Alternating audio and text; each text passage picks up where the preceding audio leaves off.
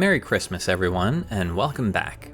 I'm Matthew, and it's December 19th today, so it's time to open up door number 19 on the Inkvent calendar.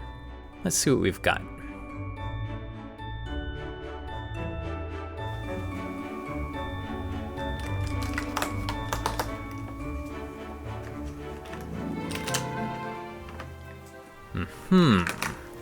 This ink is called Cinnabon.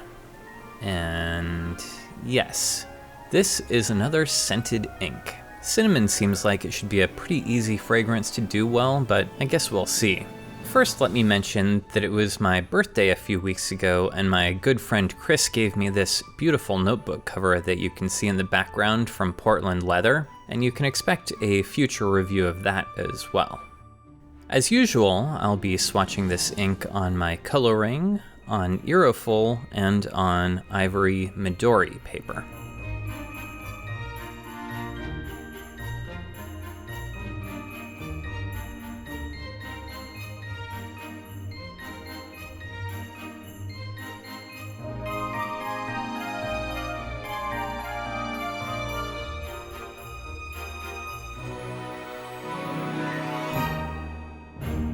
And this ink turns out to be a medium warm brown color. And yes, I can already smell the fragrance. On Aerofil paper, the ink unfortunately has a very dull, washed out finish, and it loses a lot of its warmth. On the Midori, the ink looks a little warmer than the coloring, and the shading is really wonderful. But this is a scented ink, so let me focus on that for a moment. First of all, this isn't a terribly strong smell, at least compared to a lot of cinnamon-scented things around. My local grocery store has a display of scented pine cones near the front doors, and it just about knocks me over when I walk in. This isn't like that. Also, it does actually smell like cinnamon. To me, it doesn't smell so much like cinnamon sticks or cinnamon rolls. It smells more like those little Red Hots cinnamon candies or cinnamon oil. But there's also a layer of creamy sweetness in this fragrance, so I can see what they're aiming at. So not bad overall.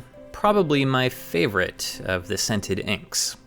We've had some browns in the Inkvent calendars already. Of course, walnut just a few days ago, but in a previous calendar we had Brandy Snap, which is a somewhat lighter variation. It's a bit like Antelope Canyon, but they're definitely related. Yule Log is another from a previous calendar, and it's also fairly close, but not quite as warm, and of course it has that copper shimmer.